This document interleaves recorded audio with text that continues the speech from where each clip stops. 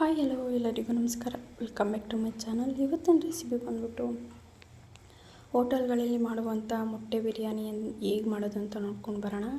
ಇದು ತುಂಬ ಟೇಸ್ಟಿಯಾಗಿ ತುಂಬ ಚೆನ್ನಾಗಿರುತ್ತೆ. ಮನೇಲೂ ಕೂಡ ಇಷ್ಟಪಟ್ಟು ತಿಂತಾರೆ. ಸಿಂಪಲ್ಲಾಗಿ ಹೇಗೆ ನಾವು ಮಾಡೋದು ಅಂತ ಬನ್ನಿ ನೋಡೋಣ. ಇದಕ್ಕೆ ಯಾವ ಮಸಾಲೆ ಇಲ್ಲ, ಏನಿಲ್ಲ.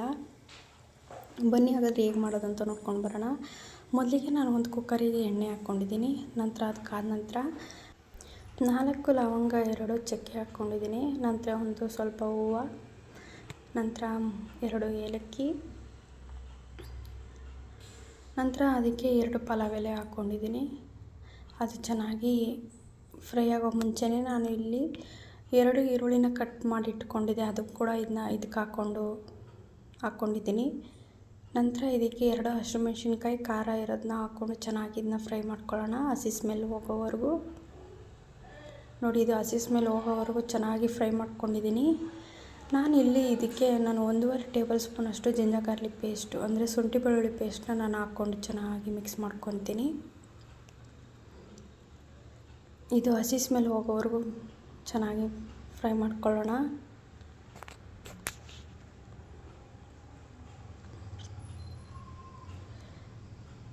ಇದು ಹಸಿ ಸ್ಮೆಲ್ ಹೋಗುವಾಗ ನಾನು ಇದಕ್ಕೆ ಸ್ವಲ್ಪ ಉಪ್ಪು, ಸ್ವಲ್ಪ ಅರಿಶಿನ ಕೂಡ ಹಾಕ್ಕೊಂಡು ಚೆನ್ನಾಗಿ ಫ್ರೈ ಮಾಡ್ಕೊತೀನಿ.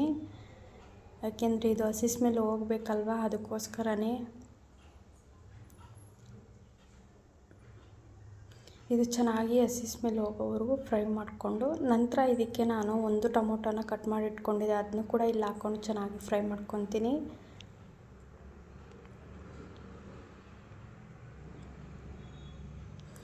ಇದು ಫ್ರೈ ಆಗಿದೆ. ಇವಾಗ ಇದಕ್ಕೆ ನಾನು ಪುದೀನ ಸೊಪ್ಪು ಮತ್ತು ಕೊತ್ತಂಬರಿ ಸೊಪ್ಪನ್ನ ಕೂಡ ಇಲ್ಲಿ ಹಾಕ್ಕೊಂಡು ಚೆನ್ನಾಗಿ ಫ್ರೈ ಮಾಡ್ಕೊಳ್ಳೋಣ.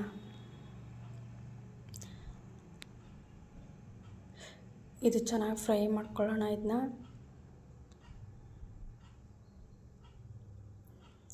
ನೋಡಿ, ಈ ಥರ ನಾನು ಫ್ರೈ ಮಾಡಿ ಇಟ್ಕೊಂಡಿದ್ದೀನಿ. ಇವಾಗ ನಂತರ ಇದಕ್ಕೆ ನಾನು 2 ಟೇಬಲ್ ಸ್ಪೂನ್ ಅಷ್ಟು ಧನಿಯಾ ಪುಡಿ, ಸ್ವಲ್ಪ ಗರಂ ಮಸಾಲ, ಸ್ವಲ್ಪ ಬಿರಿಯಾನಿ ಪೌಡರ್ನು ಕೂಡ ಹಾಕ್ಕೊಂಡಿದ್ದೀನಿ. ಸ್ವಲ್ಪ ಅಚ್ಚ ಖಾರದ ಪುಡಿನೂ ಕೂಡ ಹಾಕ್ಕೊತೀನಿ. ಇದನ್ನು ಚೆನ್ನಾಗಿ ಫ್ರೈ ಮಾಡ್ಕೊಳ್ಳೋಣ.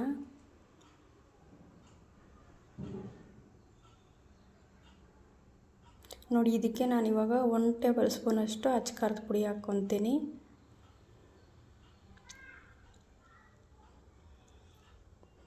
ಚೆನ್ನಾಗಿ ಫ್ರೈ ಮಾಡ್ಕೊಳ್ಳೋಣ. ನಾನಿಲ್ಲಿ ಇದಕ್ಕೆ ಒಂದು 1/4 ಕಪ್ಪಷ್ಟು ಮೊಸರನ್ನು ಕೂಡ ಹಾಕ್ಕೊಂಡು ಚೆನ್ನಾಗಿ ಮಿಕ್ಸ್ ಮಾಡ್ಕೊತೀನಿ.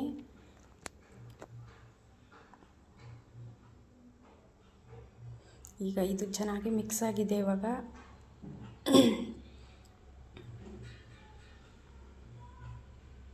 ನಾನಿಲ್ಲಿ ಈ ಗ್ಲಾಸಲ್ಲಿ ಅಕ್ಕಿ ತಗೊಂಡಿದ್ದೆ, ಅದನ್ನು ಕೂಡ ಇಲ್ಲಿ ಹಾಕ್ಕೊತೀನಿ. ಅಂದರೆ ಒಂದು ಚಿಕ್ಕ ಗ್ಲಾಸಲ್ಲಿ 2 ಗ್ಲಾಸಷ್ಟು ಅಕ್ಕಿ ತೊಗೊಂಡಿದ್ದೆ, ಅದನ್ನು ಇಲ್ಲಿ ಹಾಕ್ಕೊಂಡು ಚೆನ್ನಾಗಿ ಅಕ್ಕಿನ ತೊಳೆದು ಹಾಕ್ಕೊತಾ ಇದ್ದೀನಿ.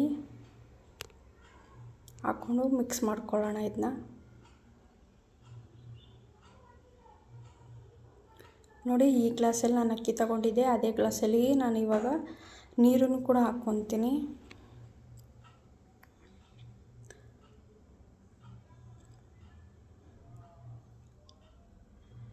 ಎರಡು ಗ್ಲಾಸ್ ಆಗಿದೆ. ಇವಾಗ 3 ಗ್ಲಾಸಷ್ಟು ನೀರನ್ನ ನಾವು ಹಾಕ್ಕೊಂಡಿದ್ದೀವಿ.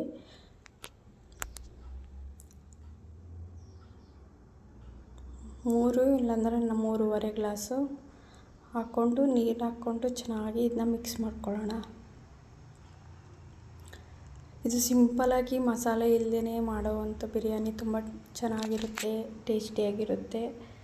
ಖಾರ ನೋಡಿ ಹಾಕ್ಕೊಳ್ಳಿ, ಇಲ್ಲಿ ಜಾಸ್ತಿ ಸ್ಪೈಸಿ ಖಾರ ಆಗಿಬಿಟ್ಟೈತೆ.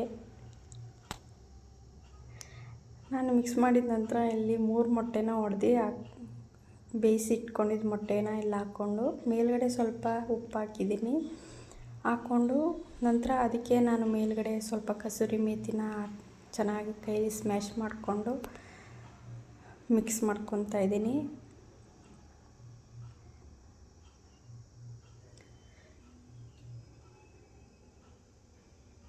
ಇದು ಚೆನ್ನಾಗಿ ಮಿಕ್ಸ್ ಮಾಡ್ಕೊಳ್ಳೋಣ. ಇವಾಗ ನನಗೆ ಇಲ್ಲಿ ಸ್ವಲ್ಪ ಸಾಲ್ಟ್ ಕಮ್ಮಿ ಅನಿಸ್ತು, ಅದಕ್ಕೆ ಮತ್ತೆ ನಾನು ಒಂದು ಸ್ವಲ್ಪ ಸಾಲ್ಟ್ ಹಾಕ್ಕೊತಾ ಇದ್ದೀನಿ. ನಂತರ ಅದಕ್ಕೆ ಸ್ವಲ್ಪ ಸಾಲ್ಟ್ ಹಾಕ್ಕೊಂಡು ಚೆನ್ನಾಗಿ ಮಿಕ್ಸ್ ಮಾಡ್ಕೊಳ್ಳೋಣ. ಮಿಕ್ಸ್ ಮಾಡಿದ ನಂತರ ನಾನು ಇಲ್ಲಿ 2 ವಿಸಿಲ್ ಕೂಗಿಸ್ಕೊತೀನಿ. 2 ವಿಸಿಲ್ ಸಾಕು, 2 ವಿಸಿಲ್ ಕೂಗಿಸ್ಕೊತೀನಿ.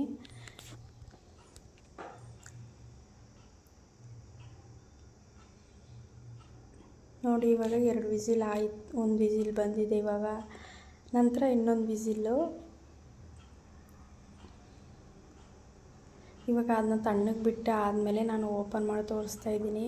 ತುಂಬ ಟೇಸ್ಟಿಯಾಗಿ ಎಷ್ಟು ಚೆನ್ನಾಗಿ ಅನ್ನ ಉದ್ರಾಗುತ್ತೆ ಅಂದರೆ ತುಂಬ ಟೇಸ್ಟಿಯಾಗಿ ಚೆನ್ನಾಗಿರುತ್ತೆ. ಇದು ಸಿಂಪಲಾಗಿ ಒಂದು ಮಸಾಲೆ ಇಲ್ಲ ಏನಿಲ್ಲ, ನಾವು ಮನೇಲಿರೋ ಒಂದು ಸಾಮಗ್ರಿನೇ ಬಳಸಿ ಹೇಗೆ ನಾವು ಎಗ್ ಬಿರಿಯಾನಿ ಮಾಡೋದು ಅಂತ ತೋರಿಸ್ಕೊಟ್ಟಿದ್ದೀನಿ. ಇದು ತುಂಬ ನಿಮ್ಗೆ ಇಷ್ಟ ಆಗಿದೆ ಅಂತ ಅಂದ್ಕೊಂಡಿದ್ದೀನಿ. ನಾನು ಇದನ್ನ ಒಂದು ಪ್ಲೇಟ್ಗೆ ಸರ್ವ್ ಮಾಡ್ಕೊತೀನಿ. ಮಕ್ಕಳು ದೊಡ್ಡವರು ಎಲ್ಲ ಇಷ್ಟಪಟ್ಟು ತಿಂತಾರೆ. ಖಾರನ ನೋಡ್ಕೊಂಡು ಹಾಕ್ಕೊಳ್ಳಿ. ಇಲ್ಲಿ ನಾನು ಖಾರ ಜಾಸ್ತಿ ಇತ್ತು ಇದು ಬಿರಿಯಾನಿ ಮಾಡಬೇಕಾದ್ರೆ, ಅದಕ್ಕೋಸ್ಕರನೇ ಖಾರ ನೋಡ್ಕೊಂಡು ಹಾಕ್ಕೊಳ್ಳಿ. ಮಕ್ಕಳು ಎಲ್ಲ ತಿಂತಾರೆ ಅಂದರೆ ಸ್ವಲ್ಪ ಖಾರ ಕಮ್ಮಿ ಇರಲಿ. ತುಂಬ ಅಂದರೆ ತುಂಬ ಟೇಸ್ಟಿಯಾಗಿರುತ್ತೆ ಎಗ್ ಬಿರಿಯಾನಿ. ಸಿಂಪಲಾಗಿ ಮನೇಲೇ ಇರೋ ಸಾಮಗ್ರಿನ ಬಳಸಿ ಮಾಡ್ಬೋದು. ಇವು ಇಷ್ಟ ಆಗಿದೆ ಅಂದ್ಕೊಂಡಿದ್ದೀನಿ. ಈ ವಿಡಿಯೋ ಇಷ್ಟ ಆಗಿದರೆ ಲೈಕ್ ಮಾಡಿ, ಶೇರ್ ಮಾಡಿ. ಸಬ್ಸ್ಕ್ರೈಬ್ ಮಾಡ್ಕೊಂಡಿಲ್ಲ ಅಂದರೆ ಈಗಲೇ ಸಬ್ಸ್ಕ್ರೈಬ್ ಮಾಡ್ಕೊಳ್ಳಿ. ಫ್ರೆಂಡು ಫ್ಯಾಮಿಲಿಗೆಲ್ಲ ಶೇರ್ ಮಾಡಿ. ಇದ್ರ ಜೊತೆಗೆ ನಾನು ಮೊಸರು ಬಜ್ಜಿನೂ ಕೂಡ ನಾನು ಮಾಡ್ಕೊಂಡಿದ್ದೆ. ಕ್ಯಾರೆಟು, ಈರುಳ್ಳಿ ಮತ್ತು ಮೊಸರು ಹಾಕ್ಕೊಂಡು ಚೆನ್ನಾಗಿ ಮಿಕ್ಸ್ ಮಾಡಿ ಇಟ್ಕೊಂಡಿದ್ದೆ. ಇದು ತುಂಬ ಅಂದರೆ ತುಂಬ ಚೆನ್ನಾಗಿರುತ್ತೆ. ನೀವು ಒಂದ್ಸಲ ಟ್ರೈ ಮಾಡಿ ಹೇಗಿತ್ತು ಅಂತ ಕಮೆಂಟಲ್ಲಿ ತಿಳಿಸಿ. ನೆಕ್ಸ್ಟ್ ವಿಡಿಯೋದಲ್ಲಿ ಮತ್ತೆ ಸಿಗ್ತೀನಿ. ಅಲ್ಲಿವರೆಗೂ ಟೇಕ್ ಕೇರ್, ಬಾಯ್ ಬಾಯ್.